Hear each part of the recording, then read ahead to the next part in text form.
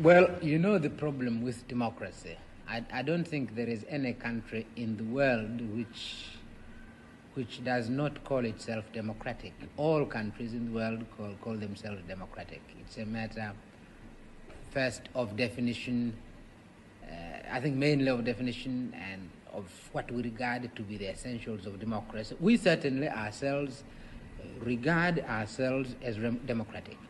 We understand why countries used to the multi-party system don't believe that a one-party system can be democratic, or are rather suspicious of the one-party system. We can't, frankly, convince them by sheer argument, philosophical argument, that this is possible. Perhaps the best thing is actually to see this thing in practice. What are the essentials of democracy? The essentials of democracy are that individuals should feel unharassed, that they are actually free in their society. Individual, this is the most essential thing. I never see why an individual should not feel free because of a machinery of election. And the two-party or the one-party is really basically a machinery of election. The second one, when it comes to machinery, is that an individual should feel a true choice of the people he wants to represent him in a government where it's no longer possible for people individually to participate in the government, that you have to select individual representatives. Now, either sometimes you select parties, sometimes you select individuals. Now, frankly, I don't see why the thing cannot be democratic, simply because sometimes you select a party, which is what the Western countries usually do, and in our own case, you select an individual, the party being given, the party policy being given. So this is the kind of election we went through the other day, and we honestly believe we are independent, and we really ask the old countries at least to be democratic enough, to have a free mind, and to study the new experiments which are taking place in the rest of the world, and this experiment which is taking place in our. Good morning, good morning, good morning, good morning. Good morning, Africa. Good morning, Tanzania. Good morning, Nairobi, Kenya. Good morning, Kampala, Uganda. Good morning, Kigali, Burundi, DRC, Congo. Maeneo ya kule South Sudan pamoja na maeneo ya Sudani ya Kaskazini, Afrika ya Kati, Gabon, pamoja na maeneo ya Afrika Magharibi, Kaskazini, kusini mwa Afrika, ndugu zetu wa South Africa, pamoja na rafiki yangu wa South Africa ambaye tulikuwa naye si muda mrefu kidogo, kijana mdogo kwelikweli, nitampa shout out, anaitwa Omo, yuko Pretoria na anatarajiwa kurudi tena huko South Carolina si muda mrefu sana ili kuendelea na masomo yake. Omo, Momo, very very energetic. Good morning South Africa, Johannesburg, Pretoria, Omo. Good morning Omo. Good morning Namibia, Botswana na Zimbabwe, tusiwasahau vile vile, na Afrika yote. Good morning Africa pamoja na Afrika ya Mashariki. Good morning, good morning, good morning. Hiki ni kipindi chenu cha Good Morning Africa, kinakuja moja kwa moja kutoka katika studio zetu za hapa Columbia, South Carolina, pamoja na kule Washington DC, ambapo Abdul Shatri ndiye anayetutayarishia vipindi hivi katika siku zote, ambaye amekuwa mkarimu kwelikweli katika studio zetu za kule Washington DC, vilevile ambapo matangazo haya yanasikika katika Swahili Villa online TV. Mtangazaji wenu siku zote Dr. Patrick Ngula. Wakati huo nilivyokuwa kijana hapa, ngoja tuweke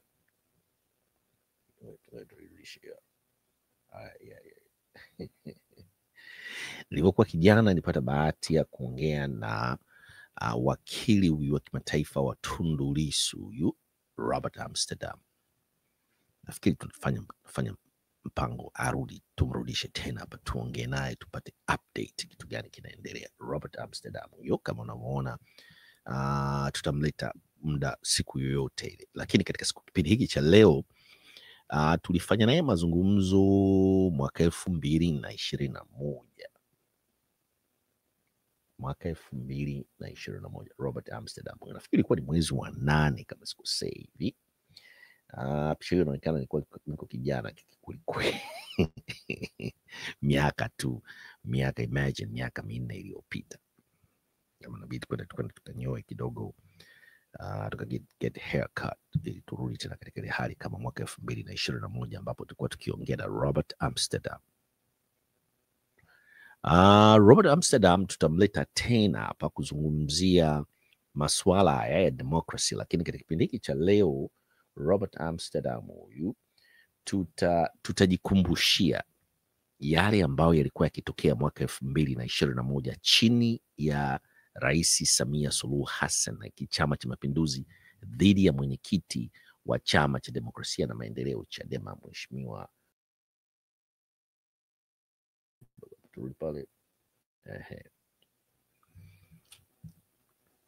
yaliyotokea miaka 4 iliyopita. Nafikiri Watanzania inabidi tujikumbushie ni kwamba Mheshimiwa Mbowe alishtakiwa kwa makosa, ilikuwa ni kosa la ugaidi,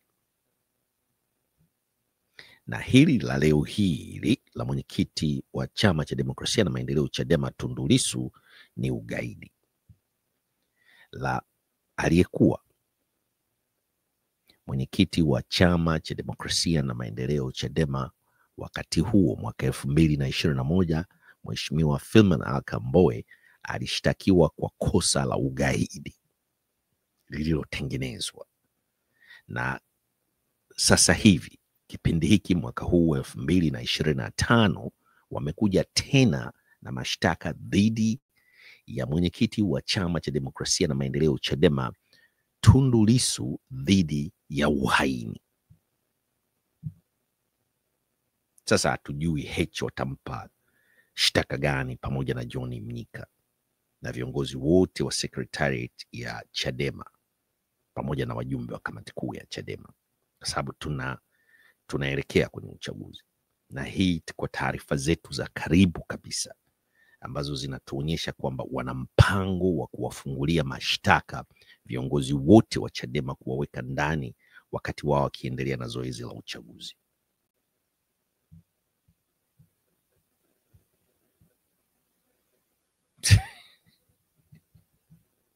Sasa ni kama dakika 19 hivi, na mazungumzo haya tuliyofanya na Robert Amsterdam huyu yalikuwa kwenye lugha ya Kiingereza, na tutataka tumsikilize Robert Amsterdam huyu, na inaendana sambamba kabisa na kile kilichotokea miaka 4 iliyopita. Ilikuwa ni mwezi wa 8, nafikiri tarehe 21 hivi tulifanya naye mazungumzo. Sasa inakaribia kama miaka 4 kamili kabisa. Ndio kwa maana tukasema lazima tuje tuicheze hii interview tena na Robert Amsterdam huyu, ili Watanzania msikilize na mtaweza kabisa kulinganisha na yaliyomtokea Mheshimiwa Mbowe ni hayo hayo yanamtokea Mheshimiwa Tundu Lissu. It's the same play, same book, but different person, wanasema hivi. Haya, tumsikilize Amsterdam, alafu nitakuja baada ya kumsikiliza Amsterdam tujikumbushie Amsterdam huyu katika lugha ya Kiingereza. Nimejitahidi kweli, nimekwenda katika tuition ya Kiingereza ili niweze kuongea Kiingereza na mimi, ili aweze kunielewa. Kulikuwa hakuna mkalimani, nirudi hapa tena ili muweze kuniona. Sema hivi, kulikuwa hakuna mkalimani, tofauti tu nilikuwa niko kijana hivi, na mvi zilikuwa hazionekani sana. Ni mimi huyu, sikuwa na mkalimani, na nikajitahidi kweli kuuliza maswali kuhusiana na serikali ya Jamhuri ya Muungano wa Tanzania na rais huyu mpya huyu baada Magufuli kufariki, na Mama Samia alikuwa yupo United Nation New York akiwa anaongelea 4 hours, ana promote 4 hours, reconciliation, rebuilding, reform, and resilience. Sasa tujikumbushie, tusipoteze muda. Boom. Let me start this conversation first to thank you for taking your time again and join us. I remember last time I spoke with you was almost like last year when there was a general election in Tanzania. And today we're going to talk about democracy and human rights in Tanzania. Walk us through those two topics just in brief. Well, look, it's very simple. Tanzania is a one-party state. CCM has basically got control of every lever of power in the country. And the opposition, I think very intelligently, given that the last election was completely outrageously stolen, has decided there has to be constitutional reform before there's another election. That is a predicate, because what we saw in the last election was a fraud. Magufuli did not, in fact, win. And Chadema did. And our people were subject to outrageous violence, box stuffing, attacks on people at the polls, attacks on the entire campaign that were consistent. As you know, we wrote many open letters, many letters directed to the Electoral Commission denouncing this farce. And, as far as I'm concerned, the recent abduction of Freeman Mbowe with absolutely bogus charges is just a continuation of the same nightmarish persecution of opposition by a party, CCM, which is no longer the most popular, and which is doing everything it can to maintain power at all costs. To some extent, a more limited extent, we've watched some of that in the United States with the Republican Party using every trick in the book to try to reduce Black and minority voting. Over 300 different pieces of legislation in this country discriminating against people of color. And in Tanzania, they've got it far better organized. They're far more violent.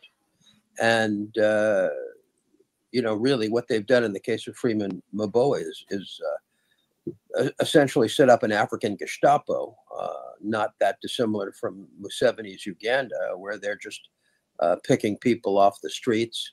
In this case, the chairman of the main opposition party, and holding him incommunicado for a week.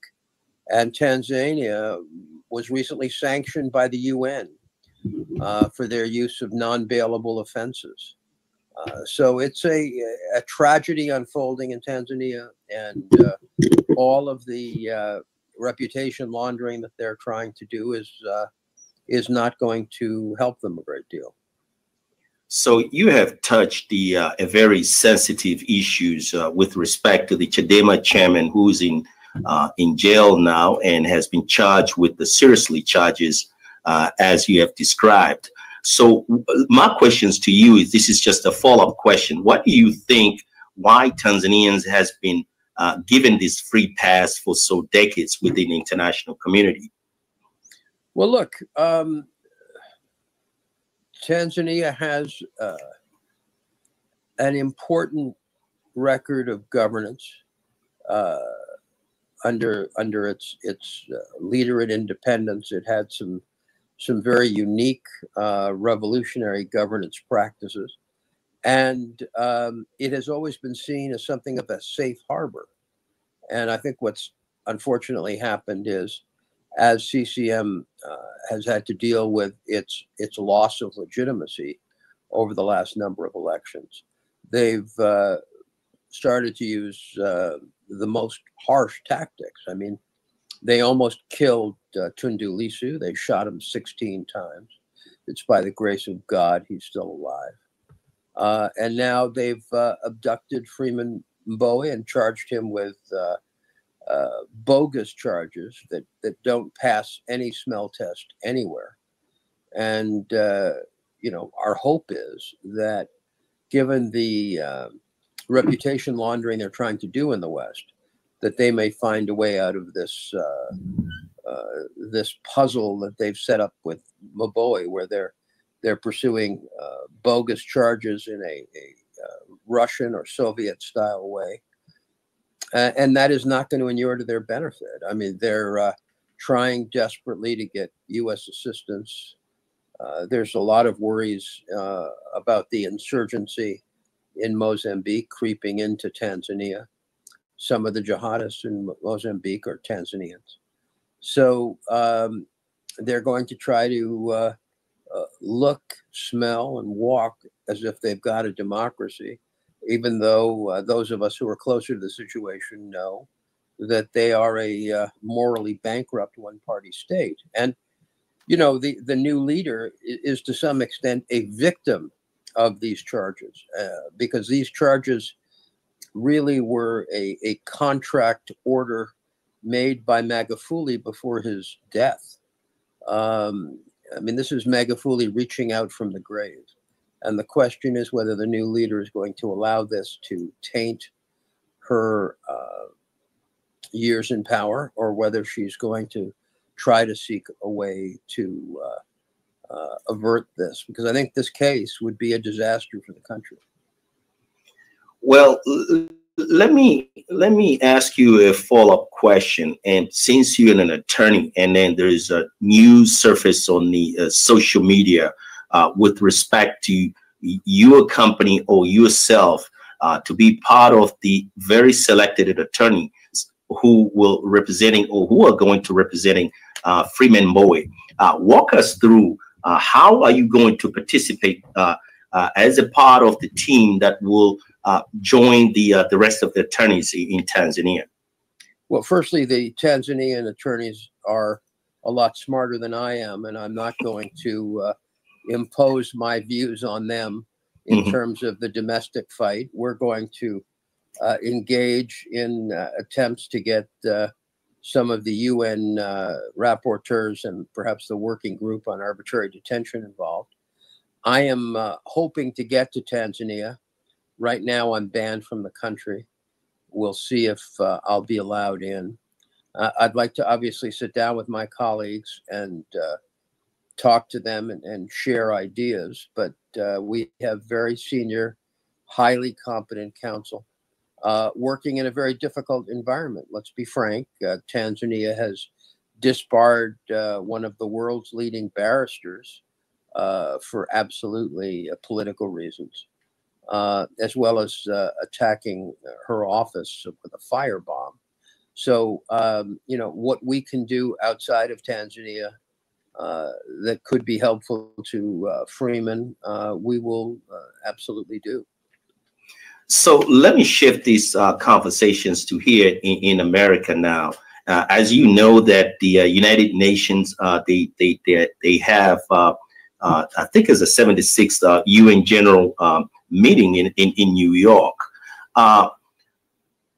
Walk me through here. They ban you to enter Tanzania, but they allow the Tanzanians head of states with a bunch of the delegations to visit the United States of America. And United States of America is for pro-democracy.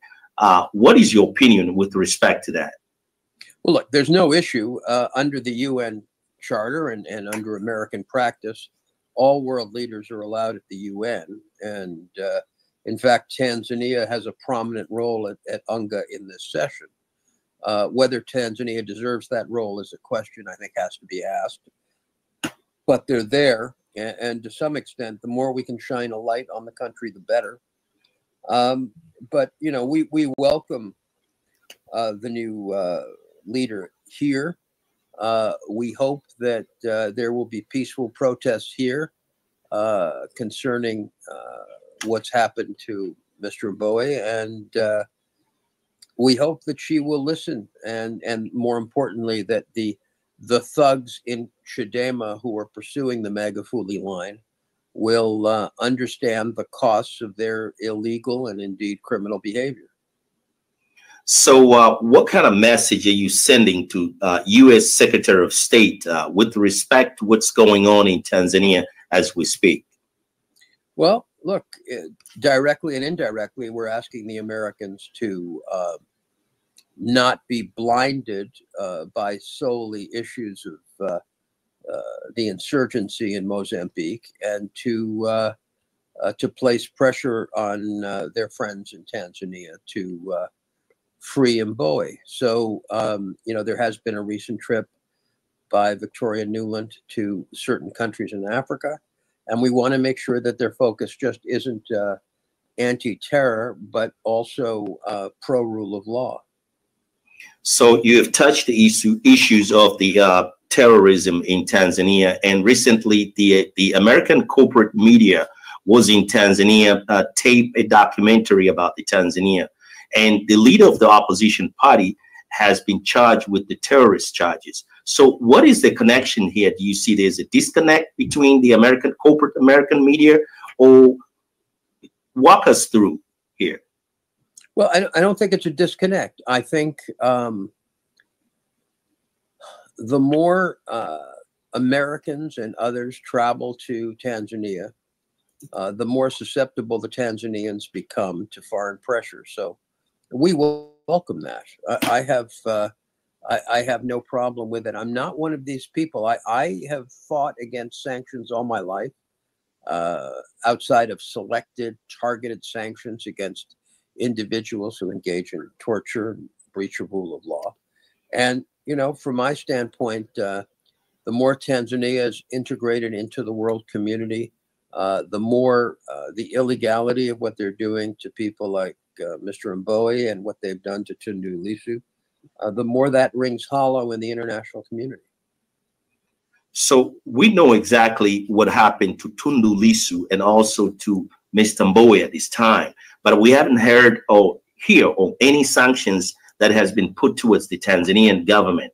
So what is your opinion, or what is your comment with respect to that? Because the evidence has already been out there, especially with Tundu Lissu that was shot 16 times, and there is no any case that has been open or investigations towards those actions. What is your comment with respect to that? Look, my comment is that all of these issues take a sad amount of time to reach fruition and to get change.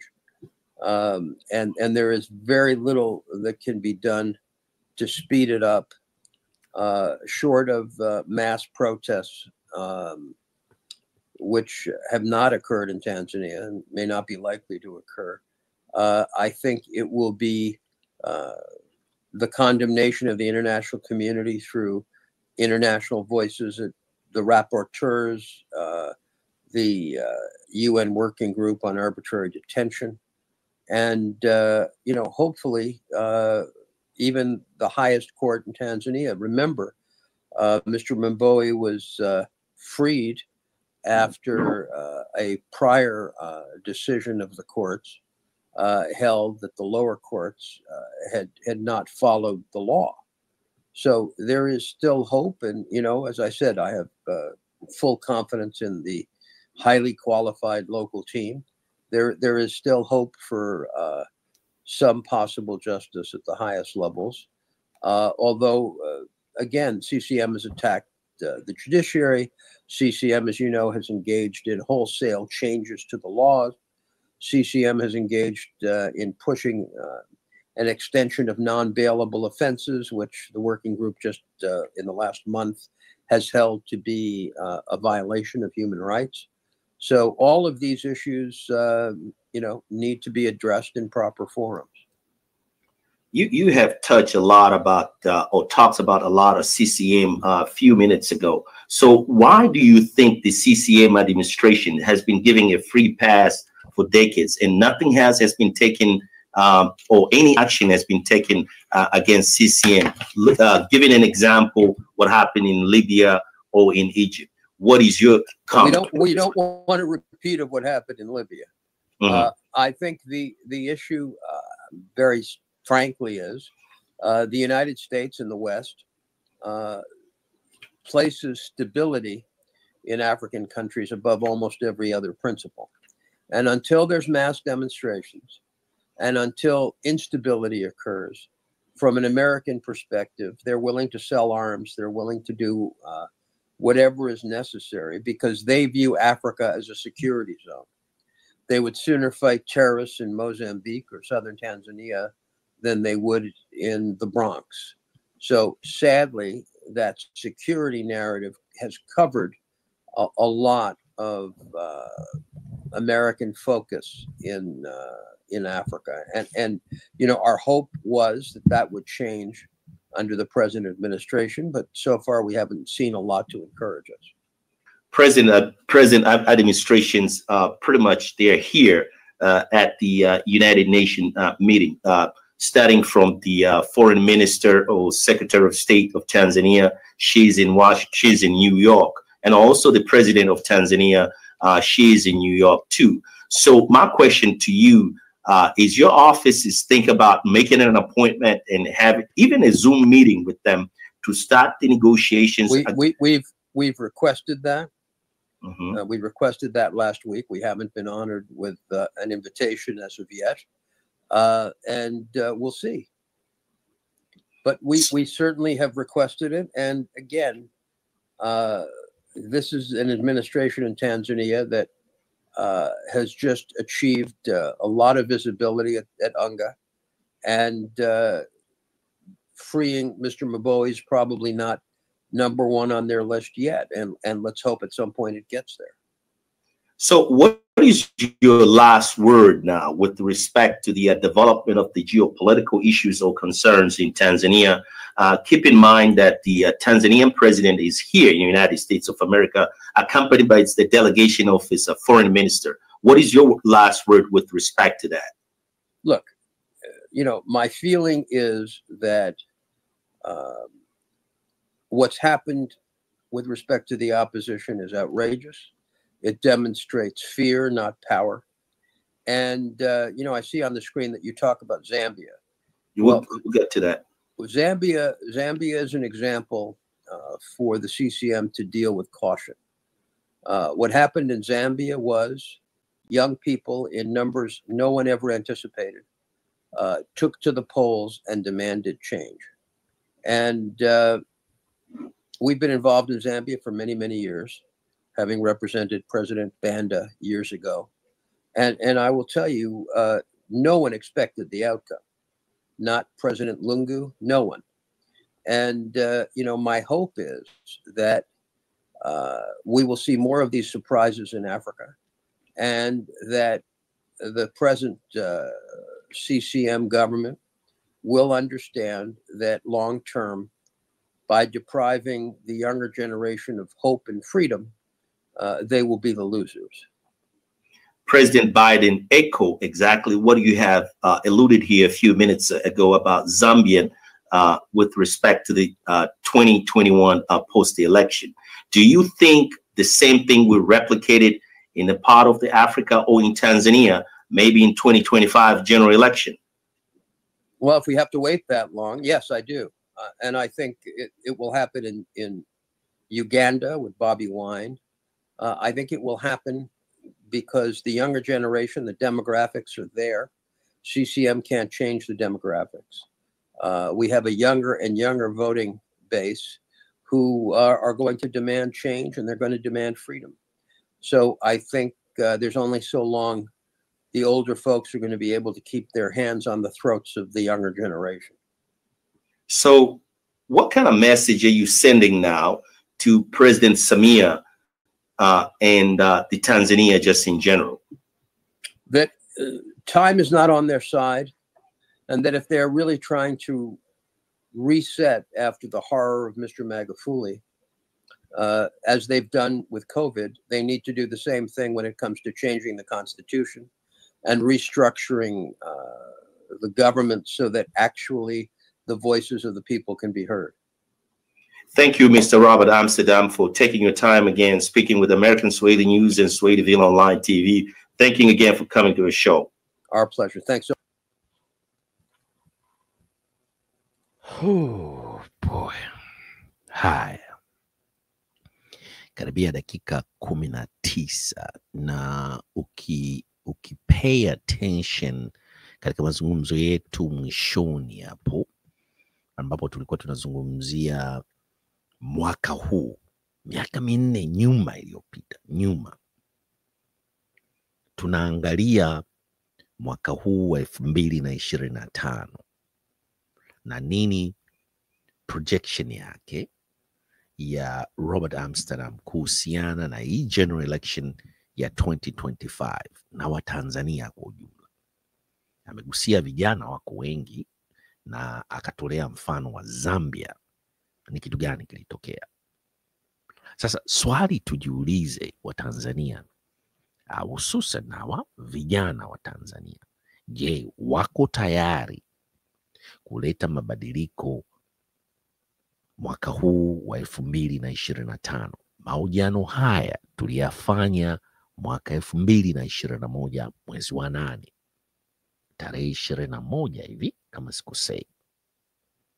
Sasa tujiulize Watanzania, hususan vijana, kwa sababu wamezungumzia wazee hawawezi. Kwanza CCM haina uwezo wote wa kucontrol demographic, kwa sababu vijana ni wengi kuliko watu wazima au wazee hapo katika nchi yetu ya Tanzania.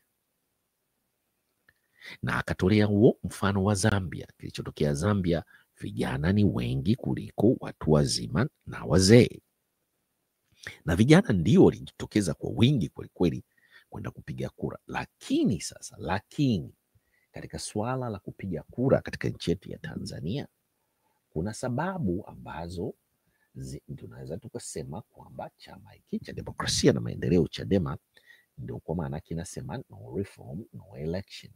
Kwa sababu gani? Sababu kubwa kwelikweli ambazo tunaweza tukazioanisha, Waswahili wanasema sababu ambazo chama cha Chadema hiki ambazo hakitaki kushiriki katika uchaguzi huu unaokuja wa mwaka huu wa 2025 ni wanahitaji electoral system reforms, wana demand. Sasa hizi sababu hizi na hii electoral system reform ambayo wana demand Chadema inahusiana na nini hasa? Sababu nyingine, Abdushatri, wanazungumzia hii electoral commission iondolewe. Sababu nyingine ni legal challenges and arrest. Tunaweza kuuliza, akasema Abdushatri, ukisema legal challenge and arrest, Chadema una maana gani? Mfano, Mheshimiwa Tundu Lissu yuko ndani sasa hivi, amefunguliwa kesi ya kubumba hii kama ya Mbowe, ambayo Amsterdam ameizungumzia vilevile, ilikuwa ni kesi ya kubumba iliyotengenezwa na Magufuli.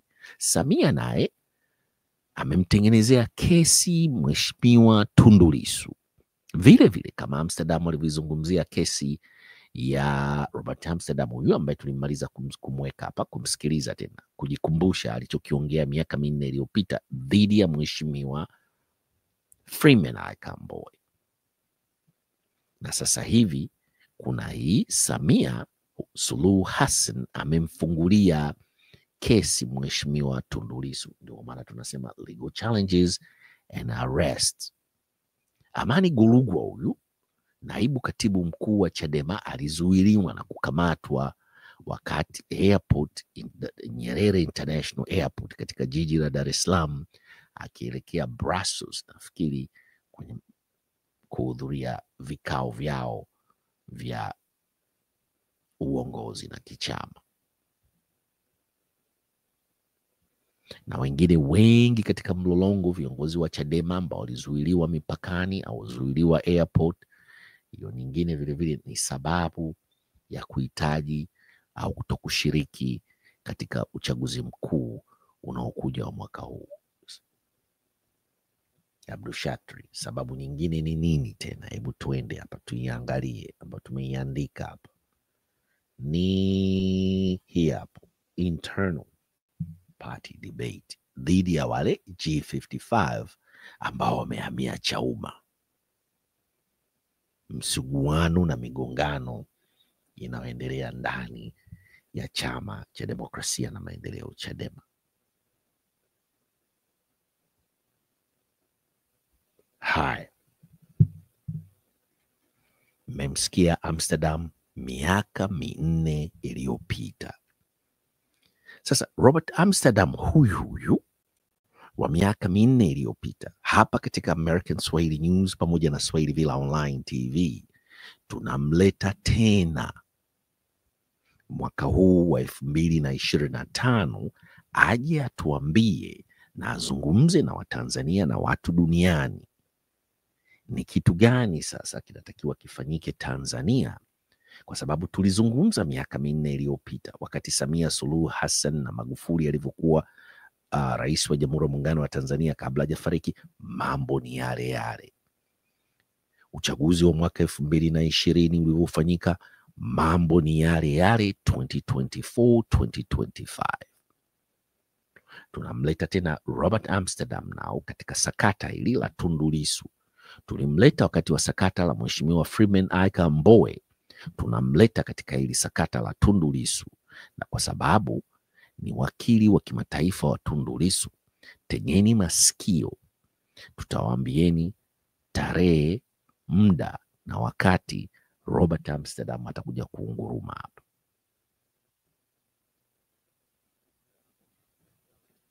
Tumalizie kipindi chetu cha Good Morning Africa. Hatutatenda haki kama hatuta mweka Mheshimiwa Tundu Lissu hapa.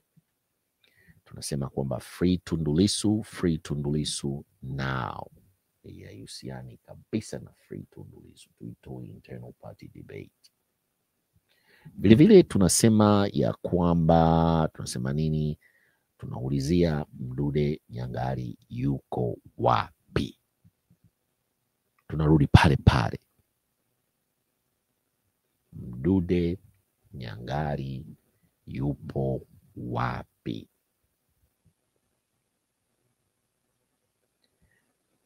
Vilevile tunakwenda, tunasema nini tena? Tunasema tunasema nini? Tunauliza na tunapiga kelele, soka na wenzake wako wapi? Na jambo ambalo tumekuwa tukilizungumzia kwa muda mrefu kwelikweli ni dhidi ya ni nani hasa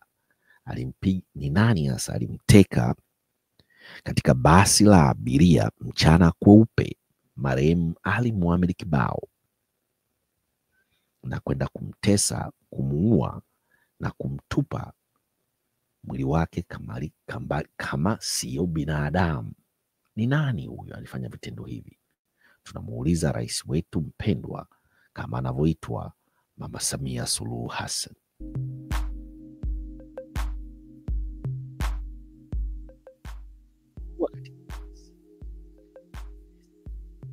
Muua na kuutupa mwili wake, angalau marehemu Ali Mohamed Kibao mwili wake tumeweza kuuona.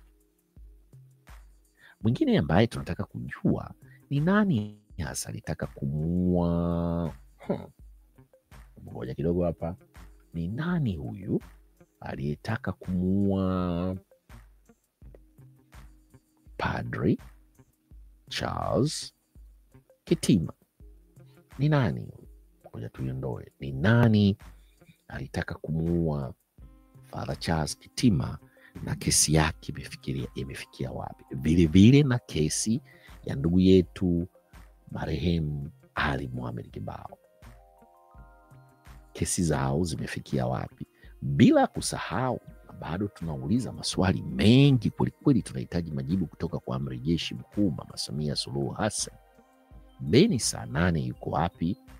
Pamoja na soka huyo, pamoja na kesi ya Father Kitima, pamoja na Juma Kaswahili. Hawa watu wote wakina Mlai, wakina Mbise wako wapi? Vilevile tunataka tujue na tuelewe kuna tofauti gani kati ya Watanzania na hao hapo. Hao wanaonekana dhahiri kabisa wanafanya vitendo vya ushambuliaji na kwenda kumuua kwa matofali Mtanzania mwenzao, kwa sababu na tofauti tu, yeye affiliation yake ya ideology katika politics ni Chadema na wao CCM.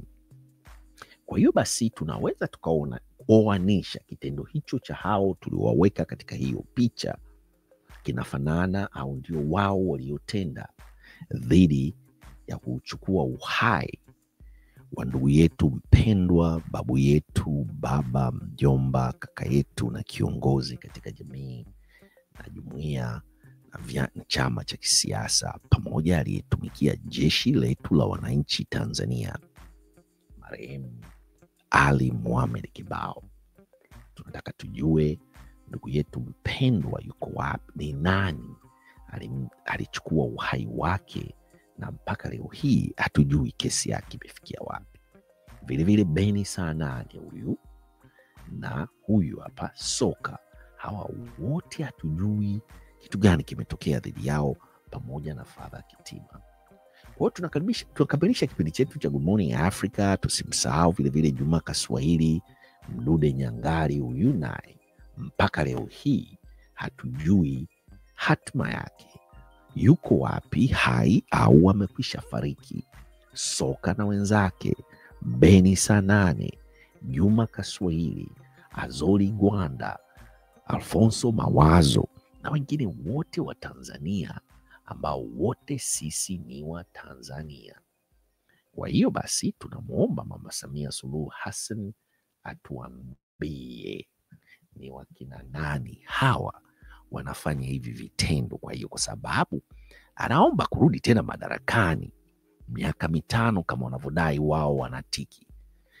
Je, na sisi ambao tunapenda democracy, human rights and civil rights, tunaomba haki za hawa watu wote tuliwazungumzia katika kipindi chetu hiki cha leo cha Good Morning Africa, Good Morning East Africa, hatima yao watuambie ni wazima au wamekwisha kufa. Mama Samia Suluhu Hassan, huu mzigo ni wa kwako. Unaomba tena miaka 5 kupitia Chama cha Mapinduzi.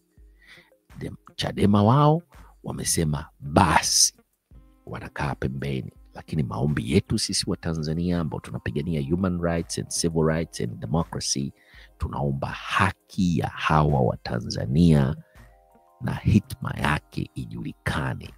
Ni nani aliyemuua marehemu Ali Mohamed Kibao? Ni nani aliyempiga risasi 16 Mheshimiwa Tundu Lissu? Ni nani aliyemjeruhi Father Charles Kitima? Ni nani huyu ambaye alikuja nyumbani kwake kwa Mdude Nyangari na kumchukua mbele ya mke wake na mtoto mdogo? Ni wakina nani hao? Ni wakina nani hao wamemchukua Juma Kaswahili au Jumanne Kaswahili? Ni wakina nani hawa wamemchukua Soka na wenzake watatu? Ni wakina nani hawa wamekuja wakimchukua Beni Sanane? Ujumbe huu ni kwa Mama Samia Suluhu Hassan katika kipindi chetu cha Good Morning Africa katika siku hii ya Jumatatu, ambapo ndio wa Tanzania mnaamka. Tulikianza mapema kidogo katika siku hii ya leo kwa sababu ya majukumu mengine ambayo yanatukabili katika masaa yanayokuja. Tunamalizia kipindi chetu cha Good Morning Africa, Good Morning East Africa. Tunaombeni tena muendelee kushare, kusubscribe na kusambaza ujumbe huu. Free Tundu Lissu, free Tundu Lissu, free Tundu Lissu now, democracy now in Tanzania. One love, tupendane, peace. Let's go!